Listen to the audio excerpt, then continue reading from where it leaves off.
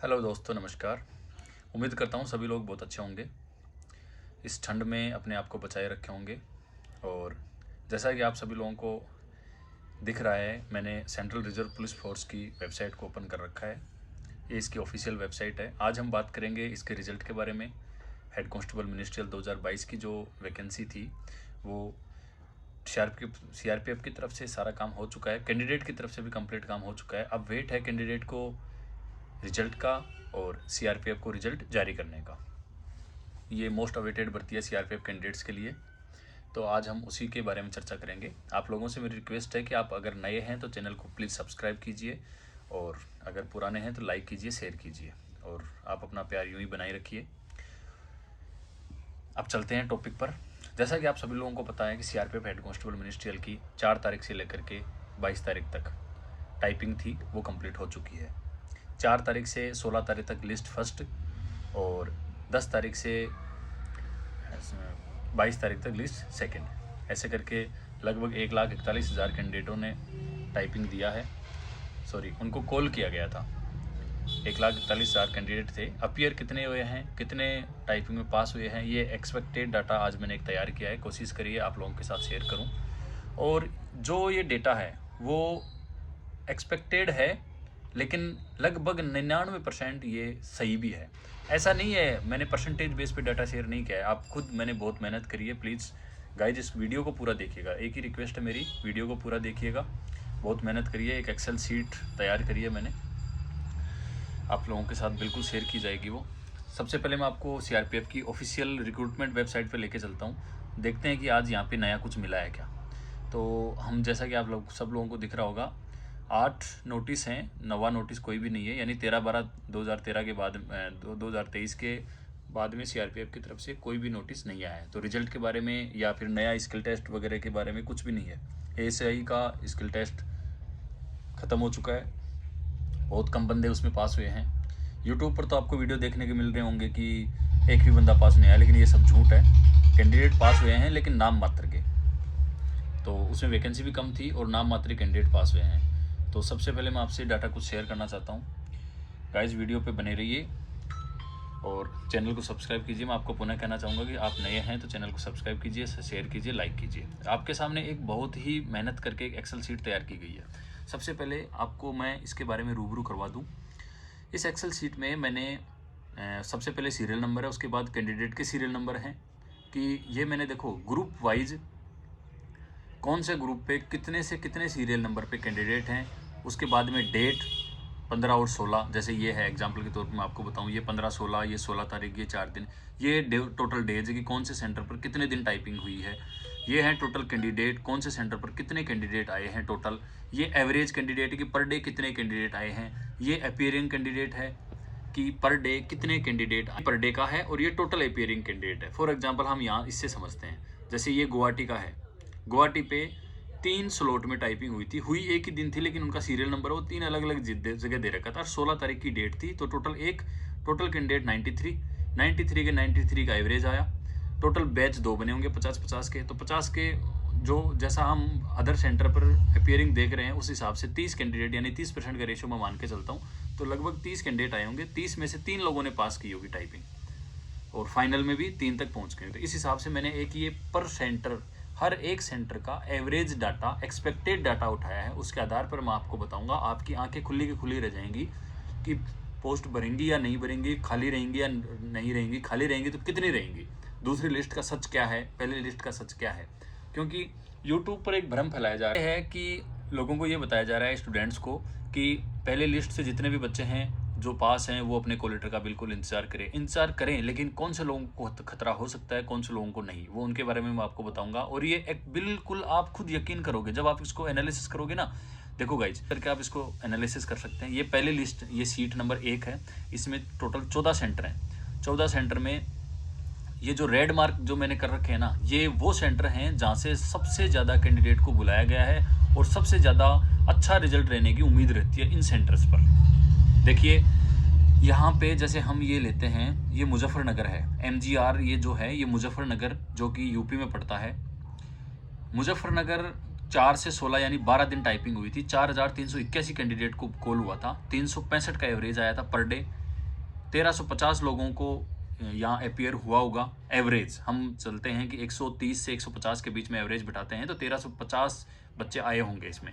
1350 में मान के चलो 1350 के हिसाब से ये आपके 50 का एक बैच बनता है, तो 28 बैच टोटल बने होंगे। 28 बैच बने होंगे तो एवरेज मैं 2-2.5 का एवरेज लेता हूँ कि 2-2.5 एवरेज पास हुए होंगे। ये मिनिमम ले रहा हूँ मैं। आप खुद सोच सकते हो कि 50 में से, देखो 50 में से एवरेज लेने का तात्पर्य है कि किसी दिन हो सकता है 0 हुआ हो, तो किसी बैच में 5 हो गए होंगे, तो वो एवरेज 0 और 5 2.5 आ गया ना, तो वो ऐसे एवरेज लिया है मैंने। तो एवरेज इसमें देखिए 60 बंदे मैंने ये माने हैं कि उन्होंने टाइपिंग पास करी है, और 50 डीएमई फिट हो गए, यानी डिटेल मेडिकल एग्जामिनेशन, और फाइनल में जो डीएमई फिट हो गया वो फाइनल में फिट है। तो 50 कैंडिडेट, ये जो लास्ट का कॉलम है ये फाइनल फिट कैंडिडेट का है। इसी प्रकार हम उदाहरण लेते हैं, ये जीजीएम है, ये सोनीपत है, ये जीजीएम है गुड़गांव। तो गुड़गांव का हम लेते हैं 11 से 16 6 दिन टाइपिंग चली थी, 2133 कैंडिडेट को कॉल हुआ था, 355 एवरेज था, 1215 लोग आए होंगे। 1215 में से ये 90 मैंने इसलिए लिया है क्योंकि आपको पता होगा नॉर्थ इंडिया में गुड़गांव, सोनीपत, हरियाणा, दिल्ली, राजस्थान, यूपी, ये सेंटर ऐसे हैं जहाँ सबसे ज़्यादा बच्चे पढ़ने वाले हैं, सबसे ज़्यादा बच्चे क्वालिफाई हुए होंगे, और सबसे ज़्यादा बच्चे इस भर्ती का वेट कर रहे होंगे, क्योंकि दिल्ली के आसपास है, यही लोग रहते हैं। तो आप खुद ये अज्यूम कर सकते हैं, उसके आधार पर ये मैंने डेटा एनालिसिस किया है। किसी सेंटर पर हमें ये सुनने को मिला था कि 50 में से 20-20 बंदे पास हो रहे हैं, 15-15 बच्चे पास हो रहे हैं, तो उसके आधार पर मैंने एक एवरेज लिया है, और ये एवरेज बहुत ज़्यादा भी नहीं लिया है, कमी है इनके हिसाब से। अब अगर आप कैलकुलेट करोगे तो कमी है। बाकी आपको ये इन्फॉर्मेशन थोड़ी सी भी फॉल्स लगे तो मेरे को कमेंट में बताना। अगर आप में से इन रेड कैटेगरी वाले सेंटर्स में से, या फिर आपको लगे कि नहीं ये एवरेज सही नहीं है, तो आप मेरे को बताना। मैं रिक्वेस्ट करूंगा अगर कोई सोनीपत, गुड़गांव या दिल्ली का बंदा अगर ये वीडियो देख रहा है तो आप मुझे अपने सेंटर की डिटेल बताएं कि उसका किस दिन टाइपिंग थी और किस दिन उसके कितने बच्चे पास हुए थे। उसके आधार पर मैं इसमें करेक्शन करने की कोशिश करूंगा, या फिर मुझे विश्वास होगा कि हाँ मैंने जो शीट तैयार करी है वो सही होगी। आपको ये बिल्कुल नज़र आ रहा होगा। उसके बाद हम चलते हैं नीचे, रांची आ गया। रांची के बाद में हम और नीचे चलते हैं सेकंड पेज में। तो सेकंड पेज में गाइज ये सेकंड पेज है और आखिरी पेज भी है, सेकंड और आखिरी पेज है। तो इसमें देखो भोपाल है, भोपाल के बाद में ग्वालियर है, नीमच है, एनजीआर है, आईएमपी है, इम्फाल है, उसके बाद बीबीएसआर है, भुवनेश्वर होगा शायद ये, अजमेर 1-2। जैसे अजमेर मेरा था, अजमेर को मेरा था 9 तारीख को, अजमेर ग्रुप सेंटर 1 में। तो अजमेर में पर डे 420 को बुलाया जा रहा था, और 420 में से 148 उस दिन प्रेजेंट हुए थे। 148 का मतलब 3 बैच बन गए, और 3 बैच में से 6 बंदे पास हुए थे। तो मैं ये मान के चलता हूँ कि हर दिन ऐसा ही हुआ होगा, और हो सकता है मेरा 9 तारीख का तो 9 से पहले थोड़ी कंडीशन बेकार थी, किसी दिन 3 हो रहे थे, किसी दिन 2 रहे थे, लेकिन 9 के बाद ये सुनने को मिला था कई बार कि एक बैच में 22 बंदे पास हो गए, एक बैच में 8 बंदे पास हो गए। तो वो एवरेज मैंने 6-7 का लिया है, तो उस हिसाब से मैंने ये 75 बंदे फाइनल पास किए हैं अजमेर वाले सेंटर में, 75 दोनों ग्रुप सेंटर में। उसके बाद में फिर ये ग्रीन जो है वो बिलो 10 या 15 से नीचे जो है वो ग्रीन वाले हैं। अवध है, हैदराबाद हो गया, ये जैसे अब आ गया यूपी में प्रयागराज, लखनऊ, अमेठी, प्रयागराज, ये RAF centre Prayagraj, RAF centre Aligarh. यहाँ पे सबसे ज़्यादा कैंडिडेट बुलाए गए थे, 6000, 5000, 5000, 5000, ये आपको नज़र आ रहा होगा। ये मैंने 1800 बंदे अपीयर किए हैं टोटल। ये 6000 में से 30% का एवरेज लिया है मैंने, कैसा हुआ होगा। 30% आ रहे हैं तो ये 1800 आए, 1800 में से ये कमी का पास किए हैं मैंने अपनी तरफ से। ये आप खुद नोटिस करके देख सकते हो कि ये 85 अगर 12 दिन टाइपिंग हुई है और 85 में 12 का भाग देंगे तो क्या एवरेज बैठते हैं। 7 बंदे का एवरेज आ रहा है, ये मैंने मिनिमम एवरेज लिया है, जबकि हो सकता है कि ये ज़्यादा हो। तो जब हम ये लिस्ट को एनालिसिस करोगे आप, अब आपको ये दोनों लिस्ट आराम से दिख गई होंगी, आप इसको स्क्रीनशॉट भी ले सकते हो और आप इसको देख भी सकते हो आराम से। उसके बाद मैं आपको बता दूं गाइज कि ये करने के बाद मैंने एक टोटल किया है, टोटल 65,819 कैंडिडेट का ये डाटा है। सेकंड लिस्ट की बात नहीं कर रहा मैं, ये फर्स्ट लिस्ट की बात कर रहा हूँ सिर्फ मैं, सेकंड लिस्ट की तो बात ही नहीं कर रहा। 65,819 कैंडिडेट का डाटा है। ये कई डाटा थोड़ा सा ये मिस मैच है, थोड़ा सा हल्का सा, तो ये 66,000 के आसपास जा रही है इसकी टोटल कैलकुलेशन। तो उसमें से अब जैसे कुछ यूट्यूबर्स हैं जो अपने वीडियो बता रहे हैं, वो बता रहे हैं कि टोटल अपीयरिंग कैंडिडेट का 3%। तो ऐसे तुक्के मारने से नहीं होता भाई, 3% 2% का क्या एवरेज है ऐसे तो ऐसे एवरेज नहीं बैठता है, ये मैथमेटिकल कैलकुलेशन है, बिल्कुल सटीक। हर सेंटर की अलग से एवरेज निकाल के उसके बाद ये एज्यूम किया गया कि इतने बंदे पास हुए होंगे मिनिमम। तो आप खुद आइडिया लगा सकते हो उस हिसाब से। ये लास्ट में 1104 जो दिखाई दे रहे हैं ना, ये आपको दिखा रहे हैं फाइनल फिट कैंडिडेट। 23,310 बच्चे प्रेजेंट हुए होंगे पूरे भारत में 33 सेंटर पर। उनमें से 1257 टाइपिंग क्लियर की होगी और 1257 में से 1104 बंदे ऐसे होंगे जो फाइनल मेडिकल फिट हो गए होंगे पहली लिस्ट में।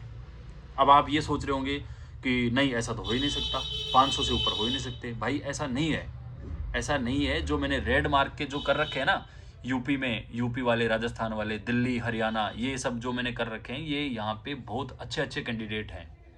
बिहार का पटना शहर हो गया, ये बहुत अच्छे कैंडिडेट हैं यहाँ पे।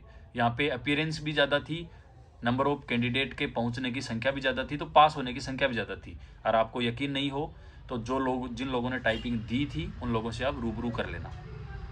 तो 1315 पोस्ट थी, 1315 मैंने इसमें भरी नहीं है, 1104 पोस्ट इसमें भरी है। ये मेरी तरफ से आइडिया है, ये मैथमेटिकल कैलकुलेशन की तरफ से आइडिया है, ठीक है। अब मैं आपको बताना चाहता हूँ कि 1104 में बच गई सीटें कितनी बच गई आपकी।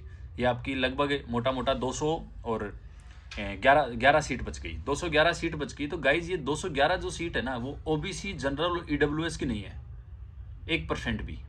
बहुत हो सकता है मैं गलत हूँ, लेकिन ये बहुत कम चांस हैं कि ओबीसी, जनरल और ईडब्ल्यूएस की ये सीटें हों। ये सीटें सिर्फ एससी और एसटी की होंगी।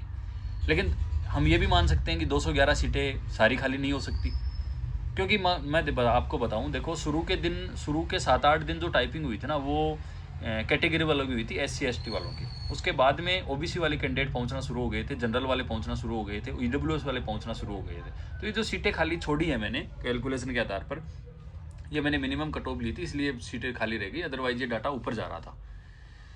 तो उस आधार पर ये मान सकते हैं हम कि कट ऑफ जो है बढ़ेगी ज़रूर।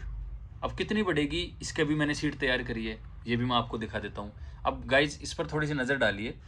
सीआरपीएफ एससीएम 2022 में ये कैटेगरी है, कैटेगरी वाइज वो नंबर ऑफ पोस्ट है। जनरल की 532 पोस्ट थी, ईडब्ल्यूएस की 132 है, ओबीसी की 355 है, एससी की 197 है, एसटी की 99 है, ठीक है।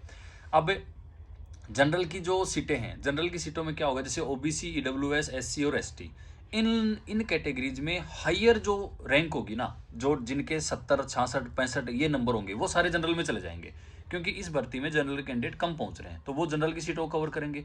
पीछे बच के अब जैसे ओबीसी है, ईडब्ल्यूएस है, एससी एसटी है, कैटेगरी में वो लोग काउंट होंगे, जैसे किसी के 53 नंबर आ रहे हैं और 53 पर 2 कैंडिडेट हैं। एक वो कैंडिडेट है जो जनरल नॉर्मल कैंडिडेट है, यानी 20 साल का लड़का, और एक 53 नंबर पर वो कैंडिडेट है जो 31 साल का है, क्योंकि 28 साल प्लस 3 साल रिजर्वेशन था ना इसमें। तो जो रिजर्वेशन वाला है तो उसको आखिरी डेट है, तो आखिरी डेट वाले को मौका मिलेगा, तो ऐसे वो लड़का फेल हो जाएगा। तो ये कट ऑफ मैं ऐसे बता रहा हूँ आपको कि जैसे मान लो ओबीसी की 52 नंबर कट ऑफ गई, सोच के देखो 52 पे कट ऑफ लगी। अब किसी बंदे के 52 नंबर है, उसका सिलेक्शन नहीं हुआ, तो उसका मतलब ये नहीं है कि उसके कम नंबर आए थे इसलिए नहीं हुआ, उसका सिलेक्शन इसलिए नहीं हुआ होगा क्योंकि जैसे 52 के 2 कैंडिडेट, जैसे मैंने आपको एज वाला एग्जाम्पल बताया, जो बड़ा उम्र में बड़ा होता है तो एज को प्रेफरेंस मिलती है, ठीक है। ये एक्सपेक्टेड कट ऑफ है और ये आप देख लेना चाहिए। उसके बाद में ये टोटल एक बार फिर से मैं आपको अपीयरेंस टोटल क्वालिफाई वगैरह कैंडिडेट बताता हूँ कि लिस्ट फर्स्ट 65,819 बच्चे थे, 23,310 बच्चे एक्सपेक्टेड अपीयर हुए होंगे, उनमें से 1100 लगभग क्वालिफाई होंगे, 1104 उधर मैंने बता रखा है आपको, तो 1100 के आसपास में मान के चलता हूँ। सेकंड लिस्ट में 1500 मान के चलता हूँ मैं। 75,208 में से 30,000 बच्चे आए होंगे और 1500 बच्चे क्वालिफाई हुए होंगे। अब आपको मैं एक बात बता दूं, फर्स्ट लिस्ट के दौरान इतने ज़्यादा वीडियो बन चुके थे इस भर्ती पर कि जो बच रहे थे ना, जिन बच्चों का मूड नहीं था, वो ये उम्मीद करके टाइपिंग देने चले गए थे कि यार क्या पता मेरा हो ही जाए, क्या पता मेरे हो ही जाए। तो जो अपीयरिंग कैंडिडेट्स की संख्या है ना, वो सेकंड लिस्ट में ज़्यादा है फर्स्ट की बजाय। और ये आपको यकीन ना हो तो आप खुद अगर ये वीडियो देख रहे हो, तो जिन्होंने आपने ये सेंटर पे पहुंच करी है, जहाँ पे आप सेंटर पे गए थे, आपको पता भी होगा इस चीज़ का। तो ऐसे मेरे हिसाब से ये 2600 3000 के आसपास कैंडिडेट हैं जो सीआरपीएफ एचसीएम 2022 में टोटल पास हुए होंगे। ये मेरी तरफ से एक उम्मीद थी, ये मेरी तरफ से एक डाटा था जो आपके साथ मैंने शेयर किया है। और आपको इसमें अगर कोई कमी लगे या आपको लगे कि ये डेटा थोड़ा सा मिसमैच हो सकता है या इसमें कुछ सुधार की उम्मीद है, तो आप मुझे कमेंट करिए। आपके जो भी सवाल हैं आप कमेंट कीजिए, आपको पूरा रिप्लाई मिलेगा। दोस्तों फिर से रिक्वेस्ट करूंगा आपसे, प्लीज़ चैनल को सब्सक्राइब कीजिए, लाइक कीजिए, सब्सक्राइब कीजिए। बहुत मेहनत करी है इस वीडियो को तैयार करने में मैंने। और आपको मैं बता दूं, रिजल्ट की बात ऐसी है कि रिजल्ट अभी तक तो सीआरपीएफ, जब हम गए थे ग्राउंड पे तो हमारे को ये बोला गया था कि जनवरी में आप रेडी रहना। जनवरी का मतलब ये है कि हम मान के चलते हैं कि 8 जनवरी को रोजगार मेले में हमें ज्वाइनिंग मिल सकती है, यानी उससे पहले रिजल्ट आ सकता है। जिनका सिलेक्शन होगा उनको ज्वाइनिंग मिल सकती है। और ये मेरी तरफ से इन्फॉर्मेशन थी। उम्मीद करता हूँ आप लोगों को ये बहुत यूज़फुल लगी होगी इन्फॉर्मेशन। चैनल को सब्सक्राइब कीजिए, लाइक कीजिए। जय हिंद,